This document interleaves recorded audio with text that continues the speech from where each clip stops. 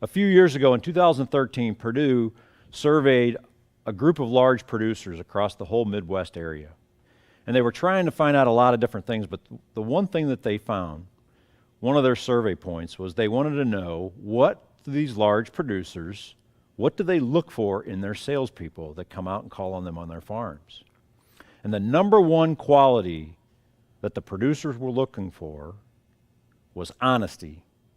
Now the reason, you say, well, that seems easy. We all can be honest. But obviously there's an issue with this if that's the number one thing that they're in search of. They were in search of somebody to call on them frequently or become their best friend or be the most technically competent. It was honesty. It sets you apart from all the other people. And we're going to talk about that here in today's presentation, how you can show up in a sincere, honest manner with your customers. Your word has to be your bond. Honesty versus the sale. Well, let's talk a little bit about what that means. Sometimes in the search and the drive and the ambition to go after the sale, there's a little gray area around honesty.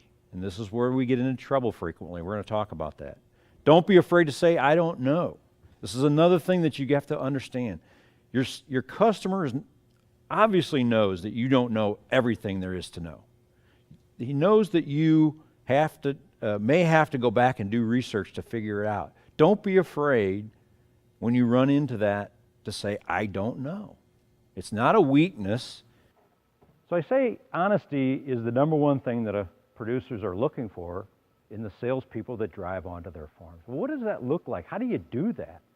Well, certainly it's being honest. It's obvious. But there's more to it than that.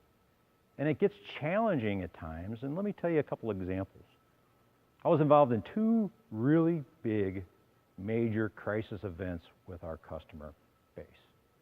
One, we started a brand new manufacturing facility from ground zero. We had been waiting for years to have this brand new facility. We finally got it. And unlike a brand new car or maybe a brand new house, when you flip the switches on, a brand new manufacturing plant doesn't just operate perfectly. We had a few problems, and these problems persisted over weeks and over months. And the pressure to the sales team was to tell them that we were actually fixing the problems and getting better. But the truth was we weren't. We were having more problems. We were having further issues. And it was very difficult to stand in front of the customer and take that heat and say, look, we had the problem 2 weeks ago, 3 weeks ago. We have it 2 weeks ago. We had it 1 week ago. Now we have it still. But there was some of the team that decided, well, they wanted to kind of massage the truth a little bit, whatever you want to call that. If it's lying, it's lying. But I think they just massaged the truth. It wasn't ill intention. It was simply under the pressure. They wanted to give the customer some hope that things were getting better.